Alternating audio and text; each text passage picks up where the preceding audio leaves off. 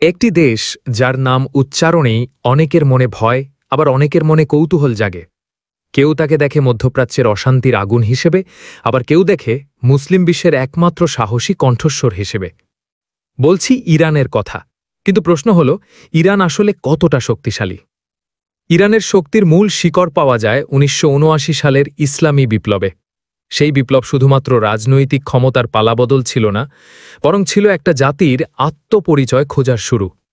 পশ্চিমা আধিপত্যকে অস্বীকার করে ইরান গড়ে তোলে এক নতুন রাষ্ট্র ব্যবস্থা, যেখানে ধর্ম, রাজনীতি ও সামরিক শক্তি মিলেমিশে এক হয়ে যায়।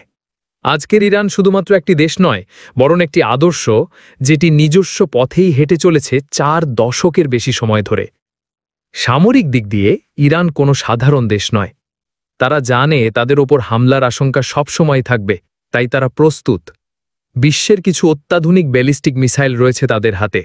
শাহাব-3, সেজ্জিল বা ফাতেহ সিরিজের মিসাইলগুলো ১০০০ কিলোমিটার দূরের লক্ষ্যবস্তুতে আঘাত হানতে পারে।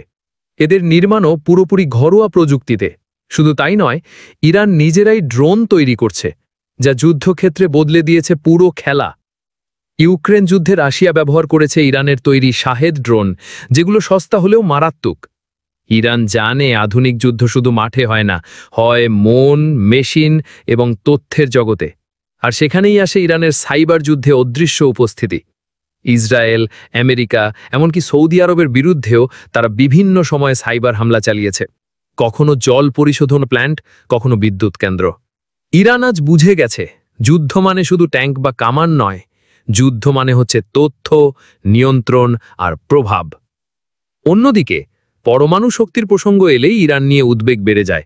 যদিও তারা এখনও পারমাণবিক অস্ত্র তৈরি করেনি, তবে ইউরেনিয়াম সমৃদ্ধকরণে তারা খুবই অগ্রগতি করেছে। এমনকি পশ্চিমা বিশেষজ্ঞরা বলছেন ইরান চাইলে মাত্র ২-৩ মাসেই পারমাণবিক বোমা তৈরি করতে পারে। এটা এমন এক অস্ত্র যা শুধু একটি দেশ নয়, পুরো অঞ্চলের শক্তির ভারসাম্য বদলে দিতে পারে। আর এই সম্ভাবনাই আমেরিকা এবং ইসরায়েলকে শঙ্কিত করে তোলে। ইরানের সামরিক শক্তি সম্পর্কে জানতে হলে আমাদের চোখ রাখতে হয় তাদের অস্ত্র ভাণ্ডারের গভীরে। যদিও তারা সঠিক সংখ্যা প্রকাশ করে না, তবুও আন্তর্জাতিক পর্যবেক্ষণ সংস্থাগুলোর গবেষণা এবং স্যাটেলাইট তথ্য বিশ্লেষণ করে একটা মোটামুটি ধারণা পাওয়া যায় ইরান কতটা প্রস্তুত, কতটা শক্তিশালী এবং কতটা বিপজ্জনক হতে পারে। ইরানের সবচেয়ে ভয়াবহ ও আলোচিত অস্ত্র হলো তাদের ব্যালিস্টিক ও ক্রুজ মিসাইল। এই অস্ত্রগুলোই ইসরায়েল, সৌদি আরব, এমনকি আমেরিকার ঘাঁটির জন্য সরাসরি হুমকি হয়ে দাঁড়িয়েছে। শাহাব, সেজ্জিল বা ফতেহ সিরিজের মিসাইলগুলো ১০০০ কিলোমিটার দূরের লক্ষ্যবস্তুতে আঘাত হানতে পারে। এদের নির্মাণও পুরোপুরি ঘরোয়া প্রযুক্তিতে। শুধু তাই নয়, ইরান নিজেরাই ড্রোন তৈরি করছে, যা যুদ্ধক্ষেত্রে বদলে দিয়েছে পুরো খেলা।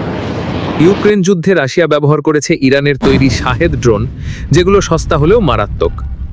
ড্রোন ও মিসাইলের বাইরে ইরানের সেনাবাহিনী নিজস্ব ট্যাঙ্ক, সাঁজোয়া যান এবং আর্টিলারি ইউনিট দিয়ে সুসজ্জিত। পুরনো মার্কিন এবং রুশ প্রযুক্তির পাশাপাশি তারা নিজেদের তৈরি জুলফিকার ট্যাঙ্ক ব্যবহার করে। সেনাবাহিনীর হাতে প্রায় ১৫০০ থেকে ২০০০ ট্যাঙ্ক এবং তার চেয়েও বেশি সাঁজোয়া যান রয়েছে। আর আর্টিলারির সংখ্যা কয়েক হাজার ছাড়িয়ে গেছে, যেগুলোর অনেকগুলো মোবাইল ক্ষেপণাস্ত্র লঞ্চার হিসেবেও কাজ করে। আকাশপথে যুদ্ধ করার জন্য ইরানের হাতে প্রায় ৩০০ যুদ্ধ বিমান রয়েছে। যদিও এগুলোর বেশিরভাগই পুরনো এবং সীমিত কার্যক্ষমতা সম্পন্ন, তবুও এগুলোর কৌশলগত মোতায়েন এখনও অনেক শক্তিশালী। কিছু দেশীয়ভাবে নির্মিত বিমান যেমন কৌসার ধীরে ধীরে পুরনো বিমানের জায়গা নিচ্ছে। হেলিকপ্টার ইউনিট সংখ্যায় কম হলেও গুরুত্বপূর্ণ, বিশেষ করে পাহাড়ি বা সীমান্ত এলাকাগুলোতে অভিযানে। নৌপথে ইরান গড়ে তুলেছে এক অদ্ভুত কিন্তু কার্যকর নৌবাহিনী। বৃহৎ যুদ্ধ জাহাজ কম হলেও হরমুজ প্রণালীতে তারা মোতায়েন করেছে শত শত ক্ষুদ্র, দ্রুতগামী ক্ষেপণাস্ত্র সজ্জিত বোট। এই নৌকা গেরিলা কৌশলে আক্রমণ চালাতে সক্ষম।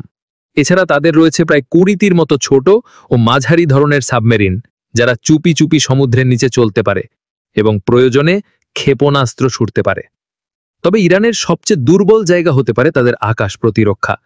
কিছু রাশিয়ান S-200, তোর M1 এবং দেশীয় বাওয়ার 373 থাকলেও আধুনিক স্টেলথ জেট বা ক্রুজ মিসাইল প্রতিরোধে তারা পুরোপুরি প্রস্তুত নয়। তবে ইরান দিন দিন এই প্রযুক্তি বাড়াচ্ছে এবং কিছু ক্ষেত্রে চীন ও রাশিয়ার সাহায্যও নিচ্ছে। সবচেয়ে গোপন এবং ধোঁয়াটে বিষয় হচ্ছে তাদের পারমাণবিক কর্মসূচি। ইরান কখনোই আনুষ্ঠানিকভাবে ঘোষণা করেনি যে তাদের হাতে পারমাণবিক অস্ত্র রয়েছে, কিন্তু তাদের ইউরেনিয়াম সমৃদ্ধকরণ ও গবেষণা কার্যক্রম এমন পর্যায়ে পৌঁছেছে যে আন্তর্জাতিক বিশেষজ্ঞরা বলছেন ইরান চাইলে কয়েক মাসেই পারমাণবিক অস্ত্র তৈরি করতে পারবে। এই সম্ভাবনাই ইসরায়েল ও পশ্চিমাদের গভীর উদ্বেগের কারণ। সব মিলিয়ে ইরানের সামরিক অস্ত্রের সংখ্যা হাজার ছাড়িয়েছে। অস্ত্রের ধরন অনুযায়ী বিশ্লেষণ করলে দেখা যায় মিসাইল ও ড্রোনে তাদের একছত্র আধিপত্য, স্থলবাহিনী সংখ্যায় বিপুল, বিমান ও নৌবাহিনী সীমিত কিন্তু কার্যকর, এবং পারমাণবিক স্তরে তারা এখনো প্রকাশ্যে না গেলেও ছায়ার মধ্যে বিশাল একটি হুমকি তৈরি করে রেখেছে। এমন একটি দেশ যে নিজের ওপর একাধিক নিষেধাজ্ঞা নিয়ে অস্ত্র তৈরি করতে পারে, যার সামরিক প্রযুক্তি পুরনো হলেও কৌশলগতভাবে হালনাগাদ, এবং যাকে একই সঙ্গে একাধিক ফ্রন্টে প্রতিরোধ করতে হয়, তাকে হালকাভাবে নেওয়া যায় না। ইরানের প্রতিটি অস্ত্রই যেন এক একটি বার্তা: আমরা প্রস্তুত, আমরা ভয় পাই না, এবং প্রয়োজনে আমরা আঘাত করব।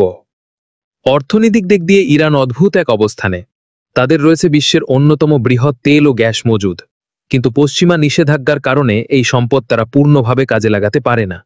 তবুও চীনের মতো দেশগুলোর সঙ্গে ব্যবসা করে ইরান নিজের অর্থনীতিকে সচল রাখছে, এবং মনে রাখতে হবে এমন নিষেধাজ্ঞার মাঝেও যে দেশ নিজের অস্ত্র তৈরি করে, স্যাটেলাইট উৎক্ষেপণ করে, সাইবার সেনা তৈরি করে, তাকে অবমূল্যায়ন করা যায় না।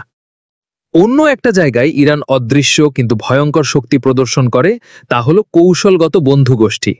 তারা নিজেরা সরাসরি যুদ্ধে না গেলেও লেবাননের হিজবুল্লাহ, ইরাকের শিয়া মিলিশিয়া, ইয়েমেনের হুথি বিদ্রোহী কিংবা সিরিয়ার সরকারকে সমর্থন দিয়ে একটা প্রক্সি বাহিনী তৈরি করেছে। এই প্রভাব এমনই শক্তিশালী যে সৌদি আরব থেকে শুরু করে ইসরায়েল পর্যন্ত কেউই নিরাপদ বোধ করে না। এটা এক ধরনের কৌশলগত যুদ্ধ, যেখানে ইরান নিজে সামনে না এসেও পিছন থেকে পুরো অঞ্চল নাড়াতে পারে। ইসরায়েলের সঙ্গে তাদের সম্পর্ক তো একেবারেই বিস্ফোরণোন্মুখী। ইরান একাধিকবার বলেছে ইসরায়েল যদি তাদের পারমাণবিক স্থাপনায় হামলা করে তাহলে পুরো অঞ্চল জ্বলবে, আর ইসরায়েল বলেছে যদি ইরান বোমা বানানোর চেষ্টা করে তারা সময় মতো প্রতিরোধ করবে। এই দ্বন্দ্ব এখনো যুদ্ধ হয়নি, তবে সেটি যেন আগুনের সীমানায় হাঁটছে। সত্যি বলতে ইরান এমন একটা রাষ্ট্র যাকে সাধারণ চোখে দেখা যায় না। পশ্চিমারা তাকে দেখে হুমকি হিসেবে, মুসলিম বিশ্বে কেউ কেউ দেখে প্রতিরোধের প্রতীক হিসেবে।